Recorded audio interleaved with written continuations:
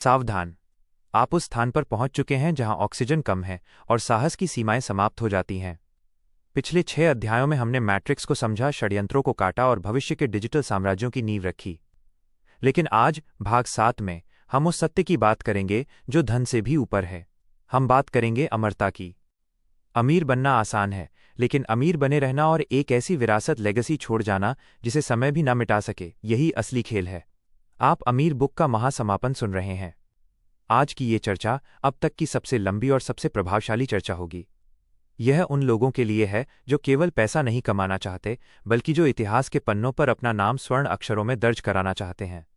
जागते रहिए, क्योंकि आज हम समय के पहिए को अपने इशारों पर नचाना सीखेंगे।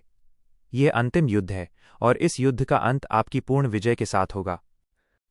खंड 1, धन की 3 अवस्थाएं: अर्जन, संरक्षण और वितरण। ज्यादातर लोग केवल अर्निंग पर रुक जाते हैं। वे कमाते हैं और खर्च कर देते हैं। लेकिन एक साम्राज्य खड़ा करने के लिए आपको धन की 3 अवस्थाओं में महारत हासिल करनी होगी। पहली अवस्था है अर्जन, जिसके बारे में हमने विस्तार से बात की है। दूसरी और सबसे कठिन अवस्था है संरक्षण, प्रिजर्वेशन। दुनिया की ताकतें आपकी दौलत को आपसे छीनने के लिए घात लगाकर बैठी हैं, टैक्स के रूप में, मुकदमों के रूप में और मुद्रा की गिरती कीमत के रूप में। आपको अपनी दौलत के चारों ओर एक ऐसा अभेद्य किला बनाना होगा जिसे कोई कानूनी या आर्थिक हमला न भेद सके। तीसरी अवस्था है वितरण, डिस्ट्रीब्यूशन। याद रखिए, धन एक बहती हुई नदी की तरह है। यदि आप इसे रोकेंगे तो इसमें सड़न पैदा हो जाएगी। यदि आप इसे सही दिशा में प्रवाहित करेंगे तो ये हजारों जिंदगियों को सींचेगी और वापस लौटकर आपके पास 10 गुना होकर आएगी। खंड 2, समय की लीवरेजिंग और अमरता का कोड। पैसा खो जाए तो दोबारा कमाया जा सकता है, लेकिन जो सेकंड बीत गया वो ब्रह्मांड की सारी दौलत देकर भी वापस नहीं लाया जा सकता। अमीर लोग पैसों के बजाय समय के निवेश पर ध्यान देते हैं। आपको ऐसी चीजें बनानी होंगी जो आपके मरने के बाद भी जीवित रहें। जब आप एक ऐसी संस्था, एक ऐसा विचार या एक ऐसा तंत्र खड़ा करते हैं जो आपके बिना भी काम करता रहे, तो आप समय पर विजय प्राप्त कर लेते हैं। असली आज़ादी ये नहीं है कि आप आज क्या कर रहे हैं, बल्कि ये है कि आपके जाने के 100 साल बाद भी आपके द्वारा बनाई गई व्यवस्था लोगों के काम आ रही है या नहीं। यही वो कोड है जिसे दुनिया के महानतम दानवीर और उद्योगपति जानते हैं। खंड 3, पारिवारिक साम्राज्य का मनोविज्ञान। अक्सर देखा गया है कि पहली पीढ़ी धन कमाती है, दूसरी उसे देखती है और तीसरी उसे बर्बाद कर देती है। इस अभिशाप से बचने के लिए आपको केवल धन नहीं, बल्कि मूल्य, वैल्यूज हस्तांतरित करने होंगे।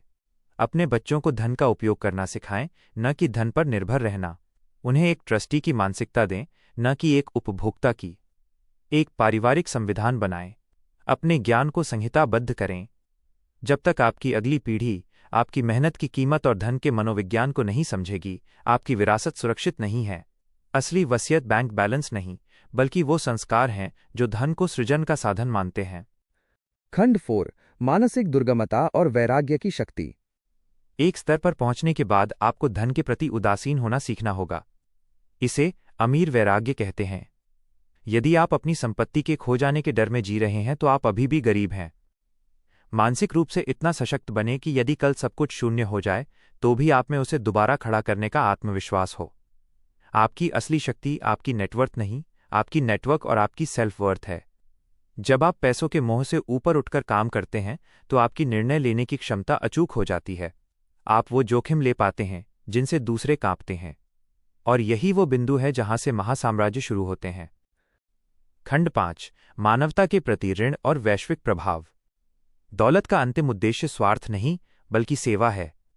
जब आपके पास अपनी जरूरत से ज्यादा हो तो समझ लें कि कुदरत ने आपको दूसरों की मदद के लिए एक चैनल चुना है। वैश्विक समस्याओं का समाधान ढूंढें।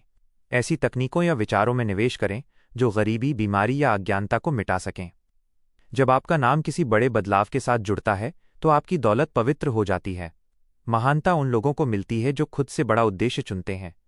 आपकी सफलता का पैमाना ये नहीं है कि आपने कितने महल बनाए, बल्कि ये है कि आपने कितने लोगों को उनके महल बनाने के काबिल बनाया। खंड 6, अंतिम रूपांतरण, शून्य से अनंत तक। यह यात्रा शून्य से शुरू हुई थी और अब ये अनंत की ओर बढ़ रही है। आपने सीखा कि कैसे सोई हुई चेतना को जगाना है, कैसे व्यवस्था के जाल को काटना है और कैसे अपनी नियति का स्वामी बनना है। अब आपके पास वो दृष्टि है जो दीवारों के पार देख सकती है। अब आप उस भीड़ का हिस्सा नहीं हैं जो अंधेरे में भटक रही है। आप प्रकाश स्तंभ बन चुके हैं। आपकी आवाज में अब वो वजन होना चाहिए जो दूसरों को प्रेरित करे। आपका चरित्र ही आपकी सबसे बड़ी करेंसी है। इसे कभी गिरने मत देना। है साथियों, अमीर बुक के इस 7वें और अंतिम अध्याय ने आपको पूर्णता प्रदान की है।